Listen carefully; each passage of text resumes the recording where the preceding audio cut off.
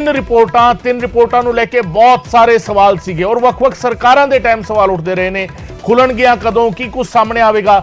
ਹੁਣ ਜਦੋਂ ਖੁੱਲਿਆ ਤਾਂ ਨਿਕਲਿਆ ਕੱਖ ਵੀ ਨਹੀਂ ਫਿਰ ਉਸ ਦੇ ਵਿੱਚ ਜਿੰਨਾ ਕਰੋੜਾ ਸੀਗਾ ਉਸ ਦੇ ਮੁਤਾबिक। ਉਮੇਸ਼ बिल्कुल देखो 2018 तो लैके 2023 का समय जिहड़ा है ये 5 सालों च चाहे करोना का टाइम कढ़ दीए तो 4.5 या 4 साल तक ये रिपोर्टां बंद रही ने।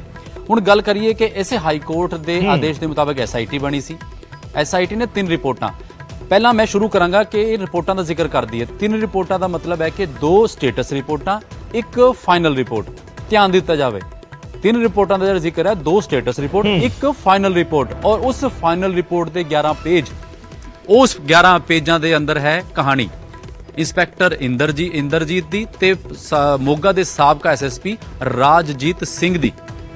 क्योंकि इशू की सीगा, इशू सीगा कि नैक्सस की जांच की जाए पुलिस अफसर ते ड्रग माफिया।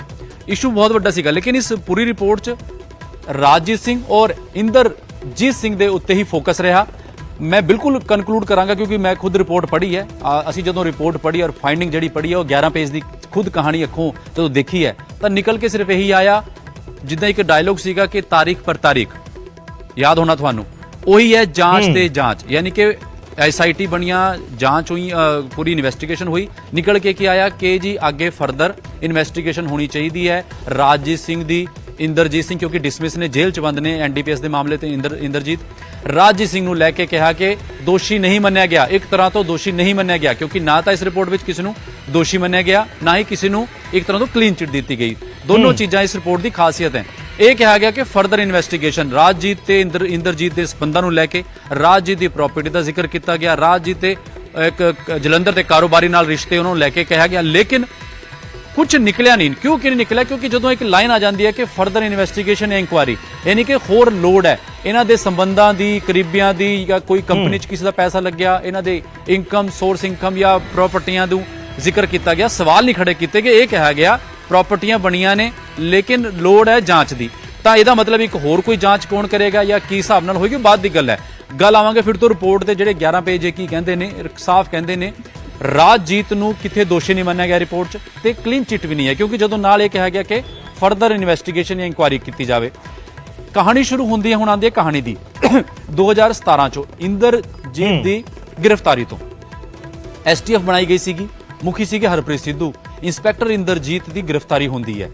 इंस्पैक्टर इंदरजीत उस टाइम एक हाई प्रोफाइल इंस्पैक्टर होंदे सी क्योंकि वो ਜਿਹੜਾ ਇੱਕ ਡਰਗ ਤਸਕਰੀ ਦੇ ਤਸਕਰਾਂ ਨੂੰ ਗ੍ਰਿਫਤਾਰ ਕਰਦੇ ਸੀ और ਜਦੋਂ गिरफ्तारी ਹੁੰਦੀ ਹੈ ਤਾਂ 4 ਕਿਲੋ ਹੀਰੋਇਨ ਇੱਕ AK-47 ਇੱਕ ਇਟਾਲੀਅਨ ਪਿਸਟਲ ਤੇ ਕੁਝ ਫੋਰਨ ਕਰੰਸੀ ਮਿਲਦੀ ਹੈ ਇੰਦਰਜੀਤ ਤੋਂ। और ਜਦੋਂ ਅੱਗੇ ਇਨਕੁਆਇਰੀ ਵੱਧਦੀ ਹੈ ਤਾਂ ਇਹ ਸਾਹਮਣੇ ਆਂਦਾ ਕਿ ਇੰਦਰਜੀਤ ਤੇ ਰਾਜਜੀਤ ਨਾਲ ਸੰਬੰਧ ਨੇ ਬੜੇ ਕਲੋਜ਼ ਨੇ और ਜ਼ਿਆਦਾਤਰ ਪੋਸਟਿੰਗ ਰਾਜਜੀਤ ਨਾਲ ਰਹੀ ਹੈ।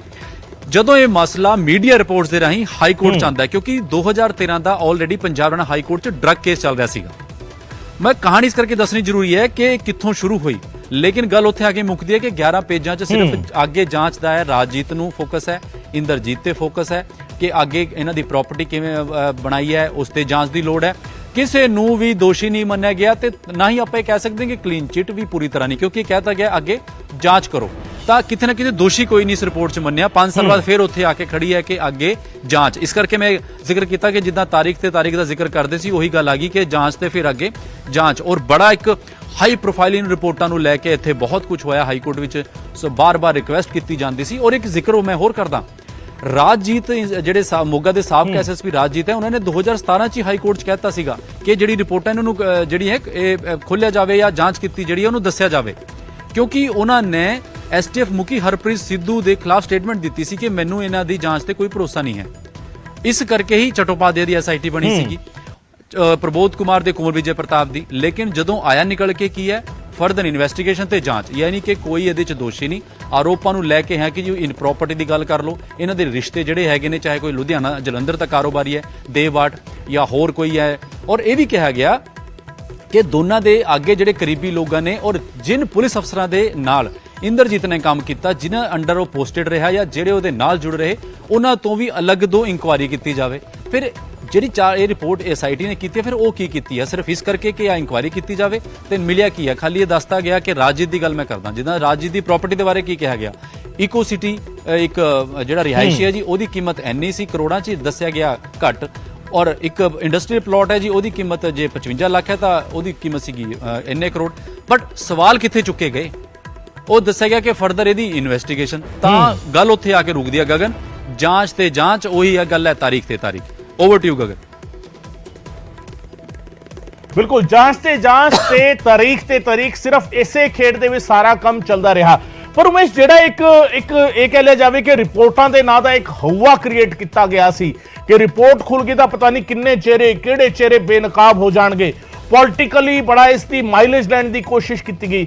ਫਿਰ ਉਹ ਸਾਰਾ ਕੀ ਸਮਝਿਆ ਜਾਵੇ ਕਿ ਪੰਜਾਬ ਦੇ ਲੋਕਾਂ ਦੇ ਸਾਹਮਣੇ ਇੱਕ ਅਜਿਹਾ ਇਹ ਕਹਿ ਲਿਆ ਜਾਵੇ ਕਿ ਨੈਰੇਟਿਵ ਸਿਰਜਿਆ ਜਾ ਰਿਹਾ ਸੀ ਜਿਸ ਨੂੰ ਲੈ ਕੇ ਲੋਕ ਸੋਚਦੇ ਹੀ ਰਹਿਣ ਕਿ ਪਤਾ ਨਹੀਂ ਇਹਨਾਂ ਰਿਪੋਰਟਾਂ ਵਿੱਚ ਕੀ ਕੁਝ ਦੱਬਿਆ ਹੋਇਆ ਹੈ।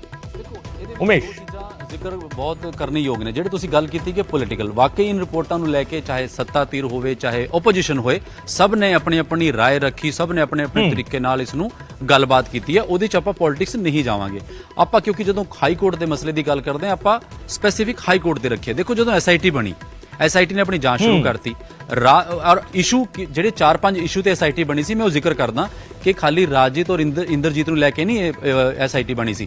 SIT ਬਣੀ ਸੀ ਕਿ ਪਾਕਿਸਤਾਨ ਤੋਂ ਜਿਹੜਾ ਡਰੱਗਸ ਆ ਰਿਹਾ ਔਰ ਨਾਰਕੋਟਿਕਸ ਹੈ ਉਹ ਕਿੱਥੇ ਪਲਾਂਟ ਹੋ ਰਿਹਾ। BSF ਦਾ ਇੱਕ ਆਫੀਸਰ ਸੀਗਾ ਤਿਆਗੀ, ਉਸ ਨੂੰ ਲੈ ਕੇ ਵੀ ਇਨਵੈਸਟੀਗੇਸ਼ਨ ਕਰਨੀ ਸੀ। ਔਰ ਇੱਕ ਹੋਰ ਮਸਲਾ ਸੀਗਾ SIT ਦੇ ਸਾਹਮਣੇ ਕਿ ਜਿਹੜੇ ਫੋਰੈਂਸਿਕ ਲੈਬ 'ਚ ਸੈਂਪਲ ਫੇਲ ਹੋ ਰਹੇ ਨੇ, ਉਹ ਕਿਉਂ ਹੋ ਰਹੇ ਨੇ? ਕਿਉਂਕਿ ਜਿਹੜੇ NDPS ਦੇ ਮਾਮਲਿਆਂ 'ਚ ਆਰੋਪੀਆਂ ਨੂੰ ਜ਼ਮਾਨਤ ਮਿਲ ਰਹੀ ਸੀ, ਸੈਂਪਲ ਫੇਲ ਹੋ ਰਹੇ ਸੀਗੇ, ਕਿਆ ਕੋਈ ਮਿਲੀ ਭੁਗਤ ਸੀਗੀ? ਉਸ ਨੂੰ ਲੈ ਕੇ ਯਾਨੀ ਕਿ ਕੁਝ 3-4 ਪੁਆਇੰਟਸ ਤੇ SIT ਬਣੀ ਸੀਗੀ। ਲੇਕਿਨ ਰਿਪੋਰਟ ਵਿੱਚ ਜਿਹੜਾ ਸਾਰਾ ਜੇ ਆਪਾਂ ਦੇਖੀਏ, ਕਿਉਂਕਿ ਜਦੋਂ ਪੜ੍ਹੀ ਹੈ ਰਿਪੋਰਟ ਵਿੱਚ, ਸਾਰਾ ਜਿਹੜਾ ਇੱਕ ਫੋਕਸ ਹੈ ਉਹ ਰਾਜਜੀਤ ਤੇ ਇੰਦਰਜੀਤ ਨੂੰ ਲੈ ਕੇ ਕੀਤਾ ਗਿਆ ਸੀ। ਬਾਕੀ ਕਈ ਚੀਜ਼ਾਂ ਇਹਦੇ ਵਿੱਚ ਸ਼ਾਇਦ ਮੌਨ ਰਹੀਆਂ ਨੇ। ਜਿੱਦਾਂ ਮੈਂ ਜ਼ਿਕਰ ਕੀਤਾ ਕਿ ਇਸ਼ੂ 4-5 ਸੀਗੇ, SIT ਜਿਹੜੀ ਬਣੀ ਸੀਗੀ, ਖਾਲੀ ਇਹ ਸੀਗਾ ਪੁਲਿਸ ਅਫਸਰਾਂ ਤੇ ਡਰੱਗ ਮਾਫੀਆ ਦੇ ਵਿੱਚ ਨੈਕਸਸ, ਯਾਨੀ ਕਿ ਉਹ ਵੀ ਪੁਆਇੰਟ ਸੀਗਾ, ਲੇਕਿਨ 4 ਹੋਰ ਪੁਆਇੰਟ ਜਿਹੜਾ ਮੈਂ ਜ਼ਿਕਰ ਕੀਤਾ ਸੀ। ਲੇਕਿਨ ਪੂਰਾ ਫੋਕਸ ਜੇ ਆਪਾਂ ਦੇਖੀਏ ਰਾਜਜੀਤ ਤੇ ਇੰਦਰਜੀਤ ਨੂੰ ਲੈ ਕੇ, ਉਹਦੇ ਵਿੱਚ SIT ਜਿਹੜੀ ਜਾਂਚ ਹੈ ਉਹਦੇ ਵਿੱਚ ਰਿਹਾ। ਇੰਦਰਜੀਤ ਨੂੰ ਕਿਹਾ ਗਿਆ ਕਿ ਇਹ 1993 ਤੋਂ ਲੈ ਕੇ 2012-13 ਤੱਕ ਜਾਂ 17 ਤੱਕ ਜਿਹੜੀ ਪੋਸਟਿੰਗ ਰਹੀ ਹੈ ਉਹ ਮੋਸਟਲੀ ਰਾਜਜੀਤ ਤੇ ਕਲੋਜ਼ ਰਿਹਾ। ਰਾਜਜੀਤ ਦਾ ਇੱਕ ਬੜਾ ਖਾਸ ਕਰੀਬੀ ਸੀਗਾ, ਇਸ ਕਰਕੇ ਰਾਜਜੀਤ ਤੇ ਆਂਚ ਪਹੁੰਚੀ। ਰਾਜਜੀਤ ਸਿੰਘ ਹਾਈ ਕੋਰਟ ਪਹੁੰਚਦੇ ਨੇ, ਸਟੇਟਮੈਂਟਾਂ ਦਿੰਦੇ ਨੇ ਕਿ ਜੀ ਹਰਪ੍ਰੀਤ ਸਿੱਧੂ ਫਸਾਣਾ ਚਾਹੁੰਦੇ ਨੇ, ਮੈਨੂੰ ਭਰੋਸਾ ਨਹੀਂ। SIT ਬਣਾ ਦਿੰਦੀ ਹੈ ਹਾਈ ਕੋਰਟ, ਇੱਕ ਹੋਰ ਚਟੋਪਾਧਿਆ ਦੀ ਅਗਵਾਈ ਵਾਲੀ। ਲੇਕਿਨ ਗੱਲ ਹੈ ਕਿ SIT ਜਦੋਂ ਇਹ ਚੀਜ਼ ਜਾਰੀ ਜਾਂਚਦੀ ਹੈ, ਪ੍ਰਾਪਰਟੀ ਦਾ ਜ਼ਿਕਰ ਕਰ ਲੈਂਦੀ ਹੈ, ਇੰਦਰਜੀਤ ਦੇ ਲਿੰਕਾਂ ਦਾ ਜ਼ਿਕਰ ਕਰਦੀ ਹੈ, ਪਰ ਨਿਕਲਦਾ ਕੀ ਹੈ? ਨਿਕਲਦਾ ਹੈ ਕਿ ਜਾਂਚ ਫਰਦਰ ਇਨਵੈਸਟੀਗੇਸ਼ਨ ਔਰ ਇਨਕੁਆਇਰੀ, ਕਿ ਸਾਰੇ ਲਿੰਕਾਂ ਦੀ ਇਨਕੁਆਇਰੀ ਤੁਸੀਂ ਵੀ ਕੀਤੀ, ਫਿਰ ਅੱਗੇ ਹੁਣ ਕੋਰਟ ਜਾਂਚ ਕਰੇਗਾ, ਕੀ ਕਰੇਗਾ ਹੁਣ? ਕਿਉਂਕਿ ਰਿਪੋਰਟ ਹੁਣ ਸਰਕਾਰ ਕੋਲ ਹੈ, ਹੁਣ ਰਿਪੋਰਟ ਇਹ ਸਰਕਾਰ ਕੋਲ ਹੈ। ਥੋੜੀ ਦੇਰ ਵਿੱਚ, ਕਿਉਂਕਿ ਹਾਈ ਕੋਰਟ ਦੀ ਵੈਬਸਾਈਟ ਹੈ ਉਹਦੇ 'ਚ ਅਪਲੋਡ ਹੋਏਗੀ, ਲੇਕਿਨ ਜਦੋਂ ਅੱਜ ਇਹ ਰਿਪੋਰਟ ਅਸੀਂ ਦੇਖੀ ਹੈ ਔਰ ਪੜ੍ਹੀ ਅੱਜ ਰਿਪੋਰਟ, ਉਹਦੇ 'ਚ ਆਪਾਂ ਗੋ ਥਰੂ ਕੀਤੀ ਰਿਪੋਰਟਾਂ 'ਚ, ਤਾਂ ਇਹੀ ਨਿਕਲ ਕੇ ਆਇਆ ਕਿ ਜਾਂਚ ਕੀਤੀ ਜਾਵੇ ਇਹਨਾਂ ਦੇ, ਇੰਦਰਜੀਤ ਤੇ ਰਾਜਜੀਤ ਦੇ ਸੰਬੰਧਾਂ ਦੀ ਜਾਂਚ ਕੀਤੀ ਜਾਵੇ। ਇਹਨਾਂ ਦੇ ਕਰੀਬੀਆਂ ਨਾਲ ਕੀ ਰਿਲੇਸ਼ਨ ਸੀਗੇ, ਚਾਹੇ ਉਹ ਇੰਡੀਆ 'ਚ ਹੈ, ਅਬਰੋਡ 'ਚ ਹੈ, ਲਿੰਕ ਕੀ ਸੀਗੇ, ਸੋਰਸ, ਇਨਕਮ ਸੋਰਸ ਦੀ ਗੱਲ ਕੀਤੀ ਜਾਵੇ। ਯਾਨੀ ਕਿ ਸਿਰਫ ਗੱਲ ਆ ਕੇ ਮੁੱਕਦੀ ਹੈ ਕਿ ਜਾਂਚ। ਇੰਦਰਜੀਤ ਨੂੰ ਜਾਂ ਤਾਂ ਸਿੱਧੇ ਤੌਰ ਤੇ ਇਹ ਕਹਿੰਦੇ ਜੀ ਹਾਂਜੀ ਦੋਸ਼ੀ ਹੈ, ਇਸ ਤੇ ਸਖਤ ਕਾਰਵਾਈ, ਕੋਈ ਹੈ ਜੋ ਉਹਦੇ 'ਚ ਉਹ ਨਹੀਂ, ਇਨਵੈਸਟੀਗੇਸ਼ਨ ਕੀਤੀ ਜਾਵੇ ਜੀ। ਬਿਲਕੁਲ, ਸੋ ਇਸ ਤੇ ਇਨਵੈਸਟੀਗੇਸ਼ਨ ਕੀਤੀ ਜਾਵੇ। ਅਖੀਰ ਆ ਕੇ ਸਵਾਲ ਉੱਥੇ ਖੜਦਾ ਹੈ ਕਿ ਹੁਣ ਜਾਂਚ ਕਰੇਗਾ ਕੌਣ? ਹੁਣ ਹਾਈ ਕੋਰਟ ਦੇ ਵੱਲੋਂ, ਮਾਨਯੋਗ ਅਦਾਲਤ ਦੇ ਵੱਲੋਂ ਕੀ ਅੱਗੇ ਇਸ ਤੇ ਕੋਈ ਹਿਦਾਇਤ ਦਿੱਤੀ ਜਾਂਦੀ ਹੈ ਔਰ ਰਿਪੋਰਟ ਜਦੋਂ ਅਪਲੋਡ ਹੋ ਜਾਵੇਗੀ ਔਰ ਇਸ ਤੇ ਐਕਸ਼ਨ ਕਿਸ ਤਰੀਕੇ ਦਾ ਹੋਵੇਗਾ? ਇਹ ਸਾਰੇ ਸਵਾਲ ਬਰਕਰਾਰ ਨੇ। ਦੋ ਲੋਕਾਂ ਦੇ ਨਾਂ ਖਾਸ ਕਰਕੇ ਹਾਈਲਾਈਟ ਹੋਏ ਨੇ, ਦੋ ਮੁਲਾਜ਼ਮਾਂ ਦੇ ਨਾਂ ਹਾਈਲਾਈਟ ਹੋਏ ਨੇ। ਇੱਕ ਉਸ ਵੇਲੇ ਦੇ ਅਧਿਕਾਰੀ ਸੀਗੇ ਰਾਜਜੀਤ ਸਿੰਘ ਤੇ ਦੂਜਾ ਇੰਸਪੈਕਟਰ ਇੰਦਰਜੀਤ ਸਿੰਘ, ਤੇ ਦੋਵਾਂ ਦੇ ਨਾਵਾਂ ਨੂੰ ਲੈ ਕੇ, ਦੋਵਾਂ ਦੇ ਰਿਸ਼ਤਿਆਂ ਨੂੰ ਲੈ ਕੇ ਇਸ ਰਿਪੋਰਟ ਦੇ ਵਿੱਚ ਕਾਫੀ ਕੁਝ ਬਿਆਨ ਕੀਤਾ ਗਿਆ। ਉਮੇਸ਼ ਜਿਵੇਂ ਦੱਸ ਰਹੇ ਸੀ, ਔਰ ਸਵਾਲ ਹੈ ਜੇ ਕਿ ਇਸ ਤੋਂ ਅੱਗੇ ਕੀ, ਕਿ ਇੱਕ ਹੋਰ ਰਿਪੋਰਟ ਤਿਆਰ ਹੋਏਗੀ, ਕਿ ਇੱਕ ਵਾਰ ਫਿਰ ਤੋਂ ਜਾਂਚ ਸ਼ੁਰੂ ਹੋਵੇਗੀ? ਔਰ ਇਹ ਜਿਹੜਾ ਵਕਫਾ ਹੈਗਾ, ਜਿਹੜਾ 2018 ਤੋਂ ਲੈ ਕੇ 2023 ਤੱਕ 5 ਸਾਲਾਂ ਦਾ ਵਕਫਾ, ਇਸ ਦੌਰਾਨ ਕੀ ਕੁਝ ਅਜਿਹਾ ਹੋਏਗਾ ਜਿਹੜਾ ਐਡ ਆਨ ਹੋ ਚੁੱਕਿਆ ਹੋਵੇਗਾ, ਔਰ ਕੀ ਕੁਝ ਅਜਿਹਾ ਹੋਏਗਾ ਜਿਹੜਾ ਗਾਇਬ ਹੋ ਚੁੱਕਿਆ ਹੋਏਗਾ ਜਾਂ ਜਿਹੜਾ ਇੱਧਰ ਉੱਧਰ ਹੋ ਗਿਆ ਹੋਏਗਾ? ਇਹ ਸਾਰੇ ਸਵਾਲ ਨੇ ਜਿਹੜੇ ਜੁੜਦੇ ਨੇ ਇਸ ਪੂਰੇ ਮਾਮਲੇ ਨੂੰ ਲੈ ਕੇ।